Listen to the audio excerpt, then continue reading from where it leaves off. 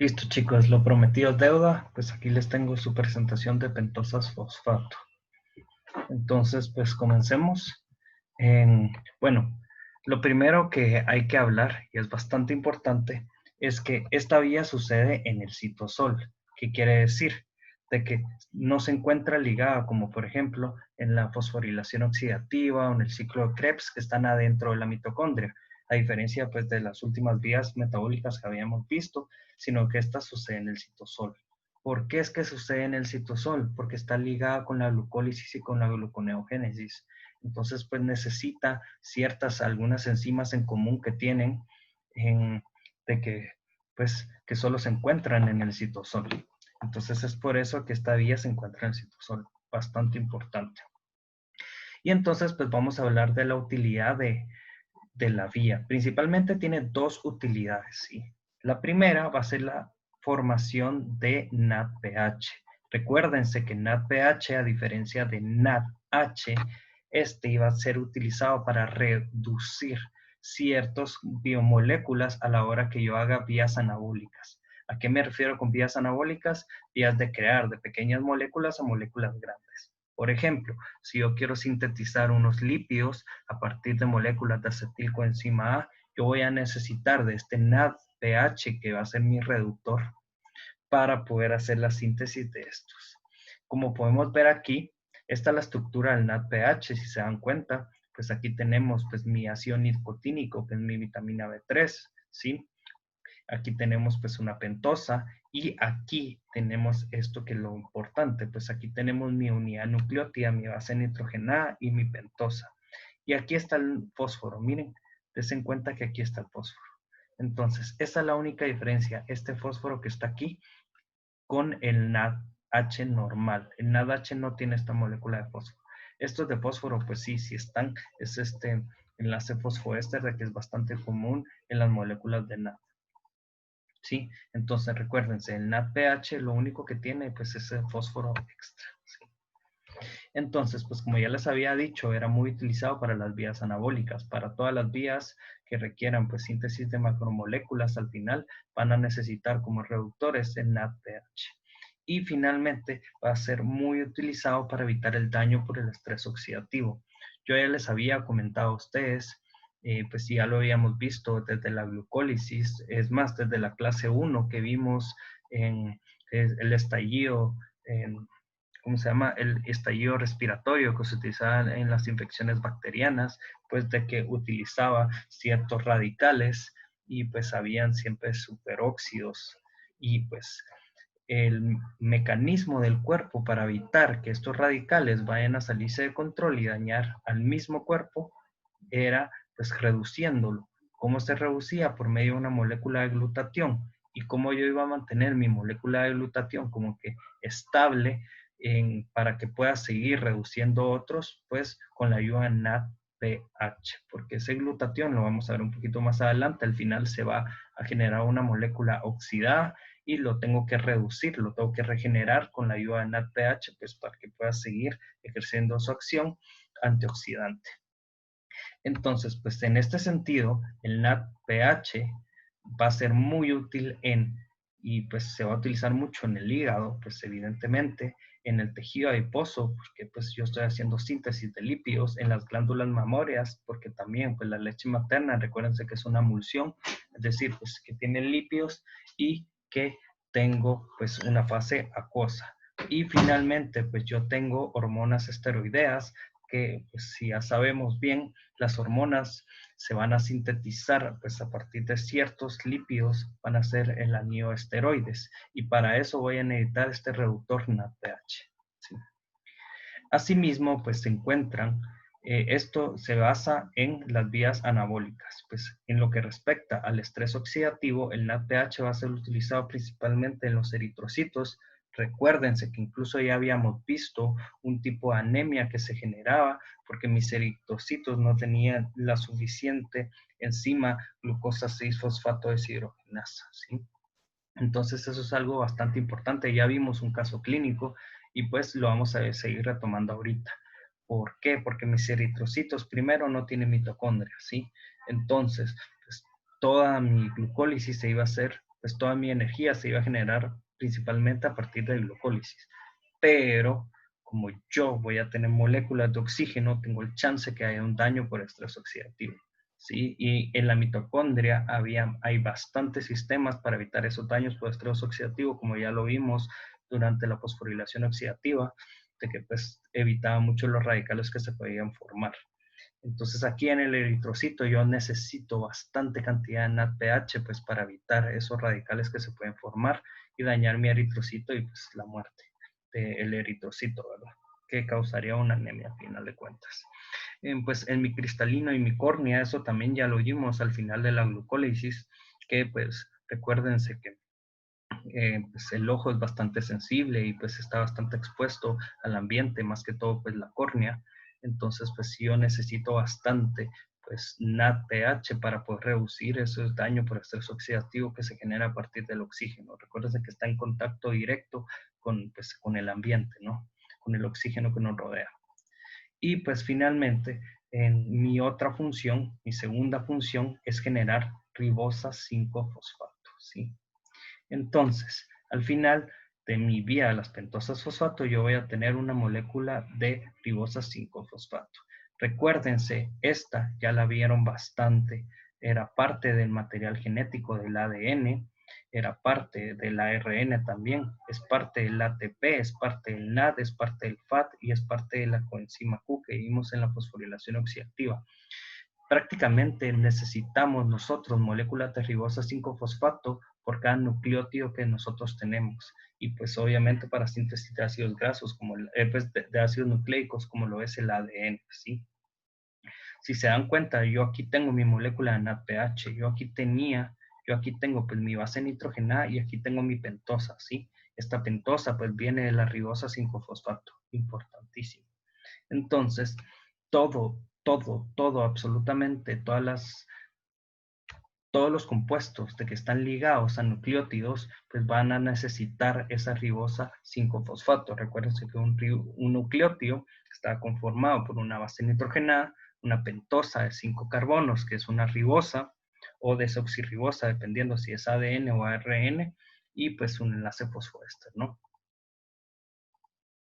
Entonces, pues, esta se va a encontrar, y esta vía, pues estas aplicaciones de la utilización de la vía de las pentosas fosfato por la ribosa 5-fosfato va a ser principalmente en la médula ósea, en la mucosa intestinal y en los tumores. Pues en la médula ósea, pues es de bastante lógica, porque la médula ósea está generando constantemente nuevas células, ahí se recuerdan. Entonces, pues yo voy a necesitar para generar nuevas células, pues duplicar material genético, lo cual va a ser bastante importante. Yo voy a necesitar moléculas de ribosa 5-fosfato para poder hacer esa duplicación del material genético. Replicación es la palabra correcta, disculpe. Y pues en los tumores, pues esta es una aplicación maligna, lastimosamente, pues en los tumores ya se observó que tienen la vía de las pentosas fosfato muy activa. ¿Y qué es lo que sucede? Necesitan estar haciendo constantemente, pues, todo, todos los como que ladrillos para formar una nueva célula y parte de eso, pues, es ribosa 5-fosfato para generar mi ADN. Recuérdense que las células en los tumores, pues, se están dividiendo, pues, descontroladamente. Entonces, pues, sí se va a invertir bastante de la glucosa que nosotros ingerimos en la dieta para sintetizar esa ribosa 5-fosfato. No sé si les había dicho, pues, bueno, sí, ya se los había dicho, que iba a estar ligado en la vía de las pentosas fosfato con la glucólisis, ¿sí? Y con la gluconeogénesis. Y eso, pues, uno de los como que metabolitos o compuestos que tienen en común es la glucosa 6-fosfato. Y pues esa ya la conocen ustedes bastante bien, la glucosa 6-fosfato viene pues, de la fosforilación de la glucosa por una exoquinasa, si estamos hablando del músculo y etcétera, y pues también si estamos hablando en el hígado se le denomina glucoquinasa, ¿no? Entonces, pues ahorita vamos a pasar a la siguiente diapositiva. Y pues esta vía se divide prácticamente en dos fases, ¿sí? La fase oxidativa y la fase no oxidativa. Prácticamente cada fase va a estar ligada a una aplicación de las que yo les había dicho, a un objetivo de esta vía. Por ejemplo, la fase oxidativa está ligada principalmente a la producción de ribosa 5-fosfato, ¿sí? Entonces se va a encontrar la fase oxidativa como superactiva pues en la médula ósea, en la mucosa intestinal y en los tumores. En cambio, la fase no oxidativa sí va a estar ligada más a la producción de NADH, ¿sí? Que va a estar ligado pues más a tejidos como en el hígado, pues, donde se producen muchas de las bilirrubinas, que también son anillos de esteroides que vienen de los lípidos, ¿no? Pues también en las glándulas mamarias y etcétera, ¿no? Entonces, pues vamos a comenzar hablando más que todo. Aquí vamos a tomar la glucosa 6-fosfato, que es lo que yo les había dicho que era el intermediario común con la glucólisis, ¿sí? Entonces, esta glucosa 6-fosfato, si se dan cuenta, pues por una serie de reacciones que la vamos a ver un poquito más adelante, va a generar esta famosa ribosa 5-fosfato. Y pues esta ribosa 5-fosfato ya va a servir para la síntesis de nucleótidos, coenzimas, DNA y ARN. Y RNA en inglés, ¿sí? Bastante importante. Entonces, pues sí, la ribosa 5-fosfato se encuentra en los tejidos que requieren muchas ribosas pues, para la biosíntesis, ¿sí? Para la producción de nuevas moléculas, no nuevas células, prácticamente las que requieren producción de material genético. En cambio, pues en los tejidos que no requieren la biosíntesis de ribosa 5-fosfato, ¿sí? Se va a activar esta vía, la fase oxidativa, la fase no oxidativa. Estas vías están como que muy ligadas, no es como que, por ejemplo, la fase oxidativa va a suceder y luego, como podemos ver aquí, la fase no oxidativa lo que va a hacer es regenerar. Esa es la función. La función de la fase no oxidativa prácticamente va a ser regenerar esa glucosa 6-fosfato, ¿sí? Ahora se los voy a explicar.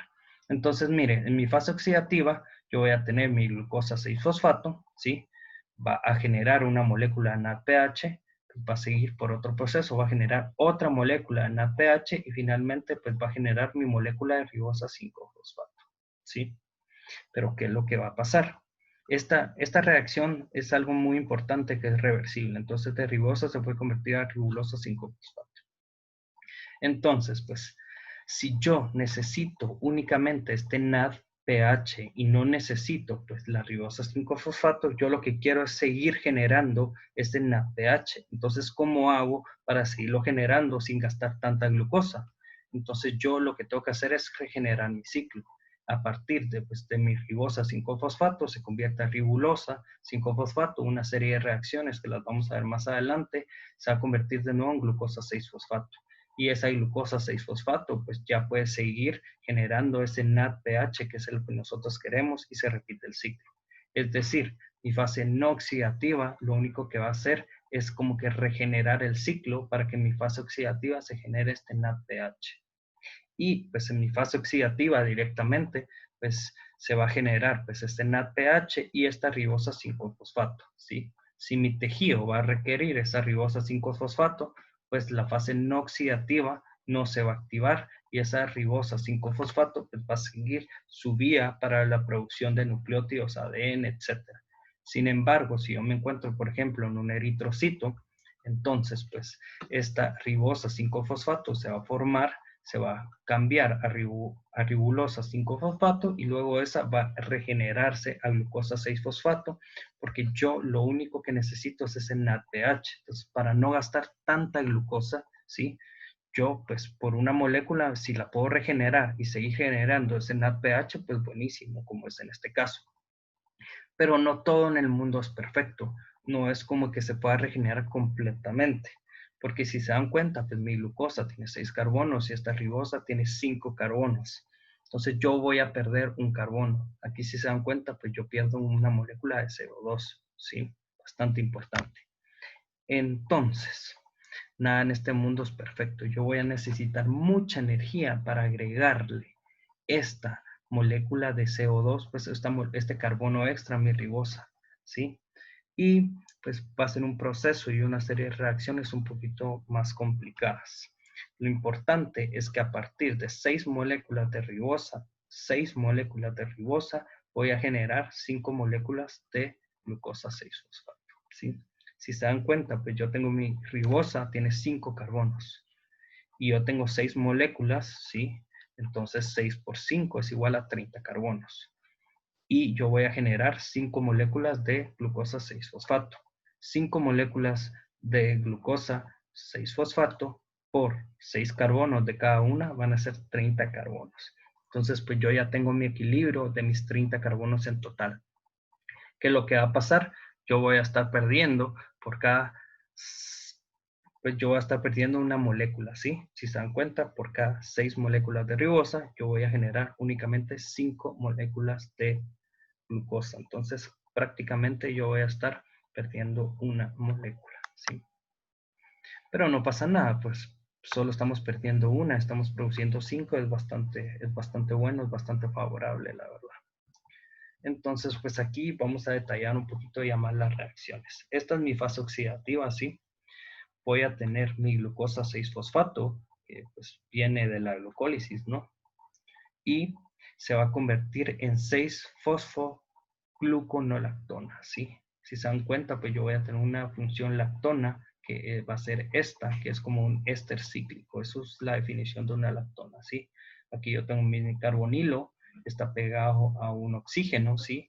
Si fuera solo así, sería un ácido carboxílico, pero como este oxígeno está pegado a un carbono, va a ser un éster. Pero como este éster es cíclico, se le llama lactona, ¿sí? ¿Cuál va a ser mi enzima? Y qué es lo importante, glucosa 6-fosfato deshidrogenasa. Esta enzima está en cuadrito porque quiero que anoten que está regulada. Vamos a explicar la regulación un poco más adelante, pero está regulada, sí. Entonces, pues esta mi glucosa 6-fosfato, cuando se convierte en 6-fosfogluconolactona, va a generar una molécula de NADPH, que es bastante importante porque ya se genera la primera. Luego, ese 6-fosfogluconolactona se va a convertir a 6-fosfogluconato. Glucoato, perdón. Este 6-fosfoglucoato, si se dan cuenta, prácticamente es un ácido carboxílico. Se le llama ato, pues porque no tiene el protón ahí, ¿sí?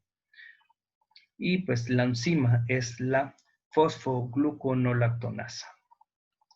Y pues finalmente este 6-fosfoglucoato se va a convertir ya en mi ribosa 5-fosfato. Aquí yo voy a tener mi CO2. Y mi enzima va a ser la 6-fosfogluconato deshidrogenasa. Y va a generar una molécula de NADPH otra vez, ¿sí? Si se dan cuenta.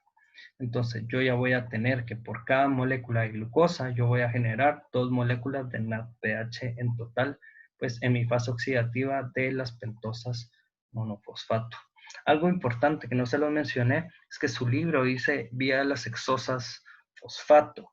Y pues sí, es cierto, ese nombre también se le conoce, pero es el común vía de las pentosas fosfato. En la mayoría de los libros ustedes se van a encontrar vía las pentosas fosfato. Es un término bastante antiguo referirse a vía las hexosas monofosfato.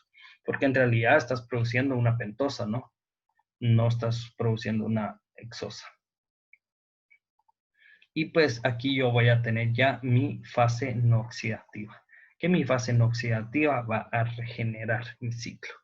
Aquí yo tengo mi serie de reacciones, como las vamos a ver un poquito más adelante, pero pues esas están en celestito claro, ¿sí? Y importante, de mi ribosa 5-fosfato puede servir para la biosíntesis, ¿sí? De pues, ácidos nucleicos, ARN, etcétera.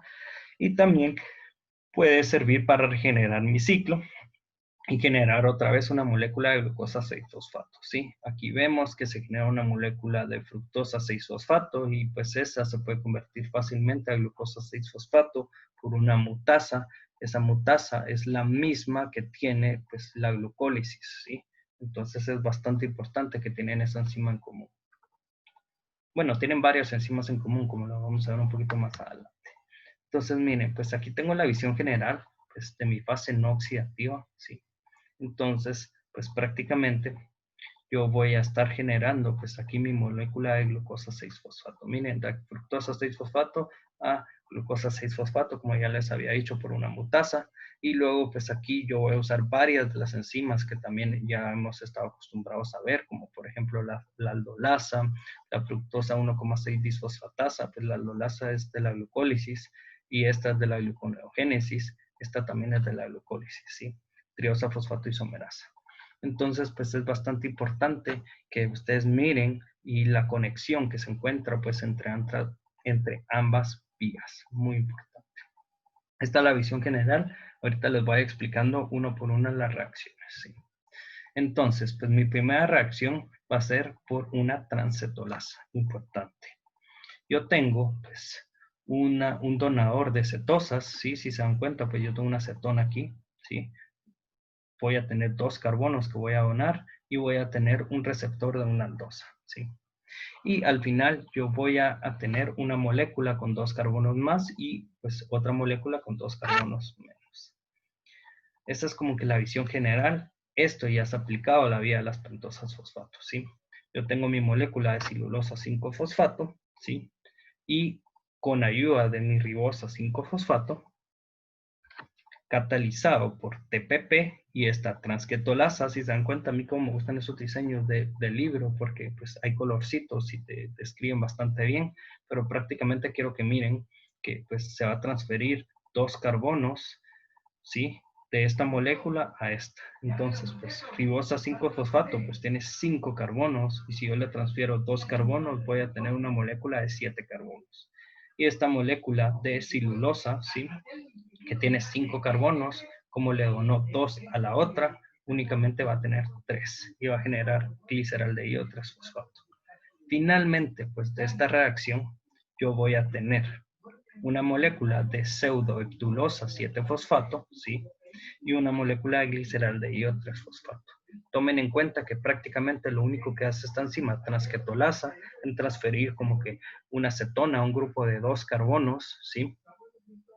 A otra molécula, ¿sí? En este caso estamos hablando de dos moléculas de 5 carbonos que yo comienzo, si se dan cuenta, tengo 1, 2, 3, 4, 5. Y aquí también tengo 1, 2, 3, 4, 5. Son 10 carbonos en total. Y yo voy a tener pues 10 carbonos al final, ¿verdad? Pero pues esta molécula de 5 carbonos le va a donar un fragmento de 2 carbonos a la ribosa, ¿sí? Aquí yo voy a tener 1, 2, 3, 4, 5, que eran los de la ribosa, más los 2 que están aquí como que en rosadito, ¿sí? Que venían de la celulosa, para obtener 7 carbonos en total. Y aquí tengo gliceraldehído, pues que ya sabemos bien que tiene 3 carbonos, 10 carbonos en total. Entonces, pues hasta el momento, los carbonos pues se encuentran en equilibrio, se encuentran balanceados. Sí, entonces, pues vamos a ver aquí otra vez en la visión general, que ya les había dicho que me gusta bastante ir viendo como que paso a paso la vía de mi ribosa 5-fosfato a mi celulosa 5-fosfato. Yo voy a tener una molécula de pseudoptulosa 7-fosfato y mi molécula de gliceraldehído 3-fosfato, ¿sí? Entonces ahorita, eso era catalizado por la transquetolasa. Ahorita nos vamos a la reacción que cataliza la transaldolasa, ¿sí? Entonces, yo tengo mi pseudoptulosa 7-fosfato y una molécula de gliceraldehído 3-fosfato, como podemos ver, pseudoptulosa y gliceraldehído 3-fosfato, ¿sí? Y esta reacción quiero que miremos, que es bastante importante. ¿Por qué? Esta reacción se va a parecer mucho a la reacción de la aldolasa que sucede en la glucólisis. Recuérdense que la aldolasa en la glucólisis rompía la fructosa 2,6 bisfosfato en 2 moléculas, ¿sí? Lo mismo va a pasar aquí. Aquí mi pseudoptulosa, ¿sí? Se va a romper. Pero este no se va a romper solo así, sino le va a transferir esos 3 carbonos a mi molécula de gliceraldehído 3-fosfato, ¿sí? Entonces, como lo podemos ver re bien aquí también por los colorcitos, pues estos son mis 3 carbonos que vienen de mi gliceraldehído, y estos 3 en rosadito son mis 3 carbonos pues que vienen de mi pseudoptulosa, ¿sí? Yo al final aquí yo voy a tener 6 carbonos, porque 3 carbonos de mi aldehído más 3 carbonos son 6. Voy a generar ya una molécula de fructosa 6-fosfato. Entonces aquí ya estoy comenzando a regenerar. Esta fructosa ya se puede ir directo a convertirse en glucosa 6-fosfato, sí, directo.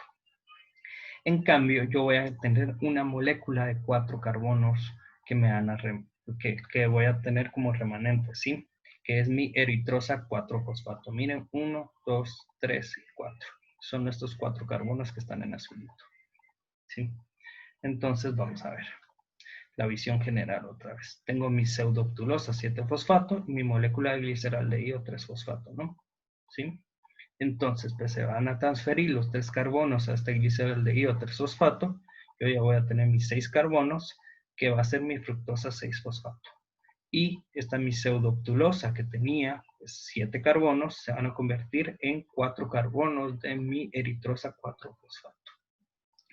Y finalmente, otra vez por la ayuda de otra enzima transquetolasa, ya voy a terminar mi ciclo pues casi completo.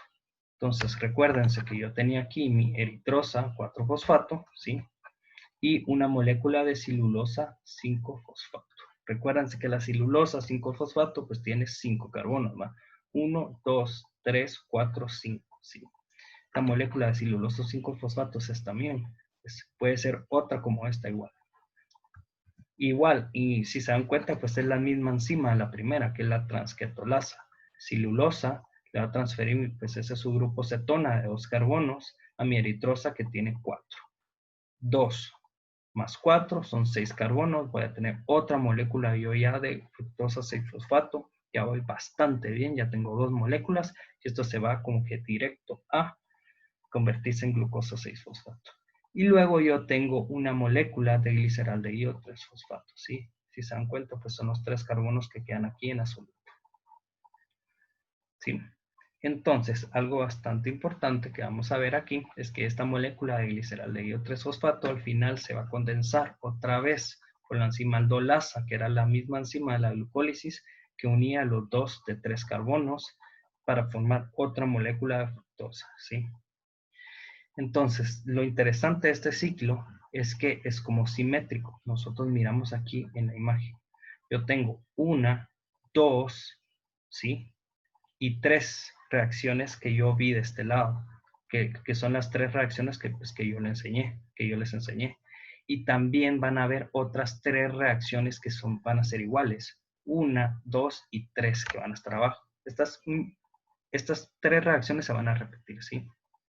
Importante. Entonces, pues yo aquí, al tener ya 6 moléculas, ¿sí? Voy a tener 6 moléculas en total. Entonces, pues al ser simétrico, si se dan cuenta, pues va formando como que pues como una pequeña cascada, ¿sí? Y al final, esta molécula de gliceraldehído 3-fosfato, que viene de la de arriba, que es esta de 3 carbonos, ¿sí? Junto con la molécula de gliceraldehído que viene de las moléculas de abajo, se van a juntar para generar otra molécula de 6 carbonos. Entonces yo ya estoy repitiendo bastante mi ciclo. Y si nosotros nos vamos como que hasta el final, ¿sí? Entonces yo ya tengo 1, 2, 3, 4, 5, 6 moléculas de 5 carbonos. Yo aquí tengo 1, 2, 3, 4, 5 moléculas de 6 carbonos. Prácticamente es lo que yo les había dicho, que a partir de 6 moléculas de 5 carbonos, 6 ribosas, 5 fosfatos, yo voy a generar finalmente 5 moléculas de hexosas, de glucosa 6-fosfato. ¿Sí? Importante. Entonces, pues, para como que retomar lo que yo ya les había dicho, recuérdense, yo tenía mi eritrosa 4-fosfato y mi celulosa, ¿sí? Esta mi celulosa le dona 2 carbonos a mi eritrosa y hoy va a tener una fructosa 6-fosfato. Y finalmente, pues esta celulosa que tenía 5 carbonos, al perder 2 carbonos iba a generar gliceraldehído 3-fosfato.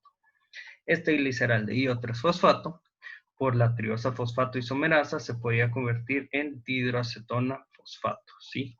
Y junto con la otra molécula de gliceraldehído 3-fosfato que se generaba aquí por la vía de abajo, ¿sí? Yo ya iba a tener 3 moléculas de 6 carbonos. Y recuérdense que gliceraldehído 3-fosfato y dihidroacetona fosfato, ¿sí? Se iban a convertir con ayuda de la aldolasa en fructosa 1,6 bifosfato. Esta fructosa 1,6 bisfosfato, por esta enzima que es la fructosa 1,6 bisfosfatasa, ¿sí? Que venía de la gluconeogénesis, iba a quitarle un fósforo, el fósforo en carbono 1 específicamente, y ahí va a generar yo mi fructosa 6-fosfato. Y pues aquí ya por mi enzima ya se iba a convertir en glucosa 6-fosfato, ¿sí? ¿Estamos totalmente de acuerdo? Bueno, entonces, ahorita ya vimos prácticamente las vía oxidativa y la vía no oxidativa. La vía no oxidativa pues era la que era un poquito más compleja, que como a partir de 6 moléculas de ribosa se iban a formar 5 moléculas de hexosas, ¿sí? Y eso es lo más importante que quiero que cachen, que a partir de 6 moléculas se generan 5 moléculas.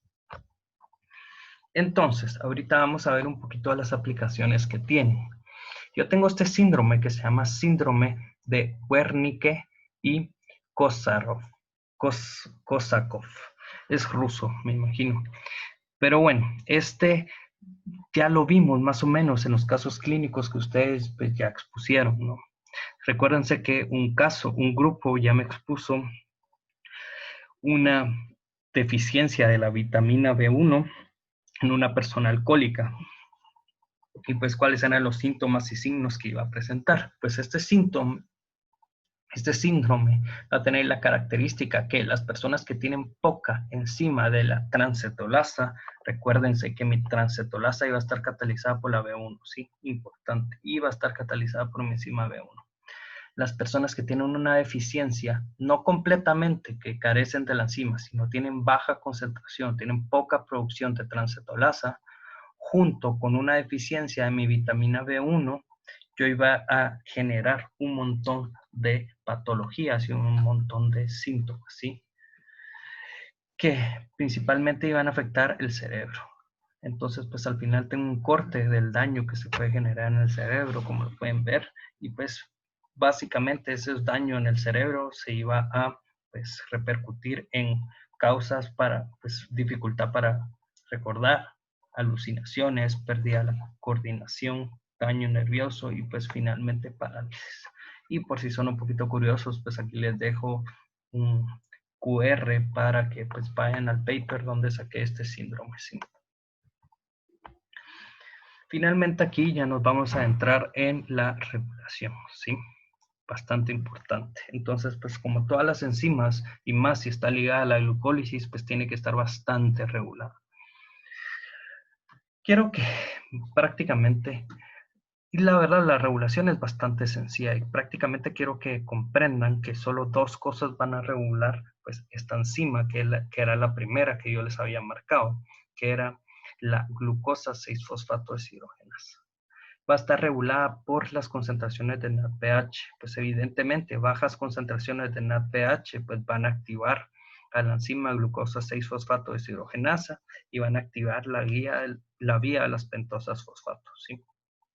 Pero también como la glucosa 6-fosfato va a ser pues un intermediario que tiene en común con la glucólisis, va a estar relacionado también con la concentración de ATP. Si yo tengo bajo ATP, es más importante para el cuerpo activar la glucólisis y utilizar esa glucosa 6-fosfato para sintetizar ATP en vez de activar la vía de las pentosas fosfato, ¿sí? Entonces, pues, si yo tengo baja cantidad de ATP, pues esta enzima la glucosa 6-fosfato deshidrogenasa va a estar inhibida y se va a activar únicamente, pues, la glucólisis. Y finalmente, les voy a explicar un poco de las funciones y las aplicaciones que tiene, pues, esta vía, así más a detalle sobre el cuerpo humano. Entonces, pues, las funciones que tiene el NADPH que genera la vía de las pentosas fosfatos, y como ya les había explicado, pero aquí está un poquito más a detalle por tejidos, es que en la glándula adrenal yo voy a tener síntesis de esteroides. En el hígado voy a utilizarlo para pues reducir todos los precursores para que yo haga ácidos grasos y colesterol. En los testículos también esteroide, al igual que en los ovarios. En el tejido adiposo, pues evidentemente, pues grasas, ¿sí? En las glándulas mamarias yo necesito pues también ácidos grasos para poder generar mi leche materna, y en mis eritrocitos ese NADPH pues va a ser prácticamente para evitar el daño por el estrés oxidativo. Y pues aquí yo voy a tener mis funciones de mi NADPH. Entonces, ¿sí? Como ya lo habíamos visto, esto es prácticamente la vía de los radicales, ¿sí? Se recuerdan que el oxígeno molecular se podía convertir en radical superóxido, ¿sí? Entonces, pues este superóxido, yo tenía una enzima que lo convertía en peróxido de hidrógeno, ¿sí? Este peróxido de hidrógeno, ¿sí?, ya puede convertirse en agua por la enzima glutatión peroxidasa. El peróxido de hidrógeno puede dañar los tejidos, ¿sí? Y puede incluso matar bacterias, era parte del estadio respiratorio. Pero este peróxido de hidrógeno, para que no dañe los tejidos, pues se puede convertir en agua fácilmente por la enzima glutatión peroxidasa que tiene el cuerpo, ¿sí?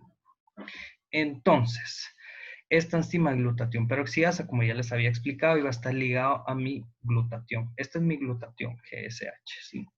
Entonces, mi glutatión, que está reducido, se va a oxidar, va a recibir ese radical que viene de mi peróxido. Voy a generar yo 2 moléculas de agua y pues esta molécula de glutatión ya va a estar oxidada. Para poder regenerar esta molécula de glutatión y que siga el ciclo y que pueda seguir pues, reduciendo este peróxido que es dañino para nosotros, yo necesito reducirlo. Entonces, pues este es mi oxidado, que es mi glutatión disulfuro, y lo voy a reducir a mi molécula de glutatión. ¿Cómo? Con mi NADPH. Si se dan cuenta, aquí tengo mi vía de las pentosas fosfato, ¿sí? Y pues aquí por mi glucosa 6-fosfato deshidrogenasa, que era mi enzima que estaba regulada, iba a generar mi NADPH. Ese NADPH va a poder reducir a mi glutatión que está oxidado, que es que es glutatión disulfuro, a mi molécula de glutatión, ¿sí? Esta molécula de glutatión ya reducida otra vez, ya puede pues, oxidarse para reducir que es mi molécula de peróxido de hidrógeno, ¿sí? Y pues evitar el daño pues, a los lípidos, al ADN y pues, el daño por el estrés oxidativo que ya lo conocemos, porque si no está esta vía activa, ¿sí?, entonces pues este peróxido puede pasarle su ion radical a mi grupo hidroxilo junto con una molécula de agua, y este radical de hidroxilo es fuertísimo. Este radical de hidroxilo va a lastimar lípidos, va a lastimar tejidos, y recuérdense que los lípidos son las membranas, entonces va a alisar las membranas de los tejidos y va a causar muchísimo daño.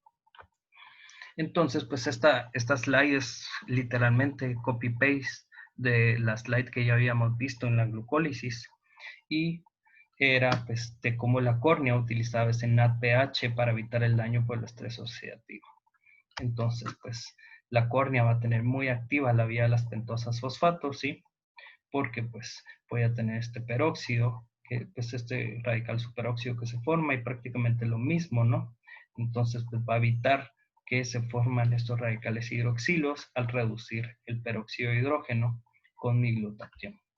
Es bastante similar a lo que ya les había explicado. Y pues el eritrocito también. Los eritrocitos, recuérdense que ellos también utilizan muchísimo pues, esta vía para evitar el daño por el estrés oxidativo. Estos carecen de mitocondrias, ¿sí?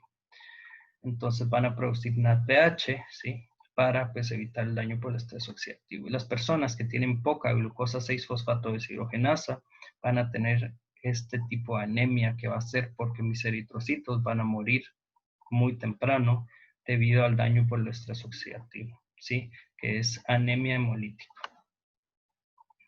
Hay fármacos que también van a causar esta anemia hemolítica, como pues, en condiciones normales no la deberían de causar. Sin embargo, pues sabemos que hay personas que tal vez tienen un poquito más, no tienen la deficiencia, sino tienen un poquito menos de esta enzima glucosa 6-fosfato deshidrogenasa.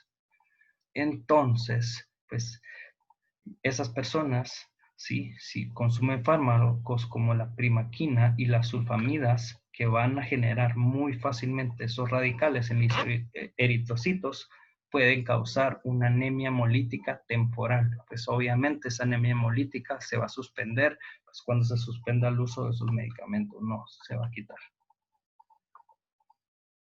Y pues finalmente aquí terminamos la clase de la vía de las pentosas fosfato. Entonces, pues espero que les sirva mucho y que estudien bastante.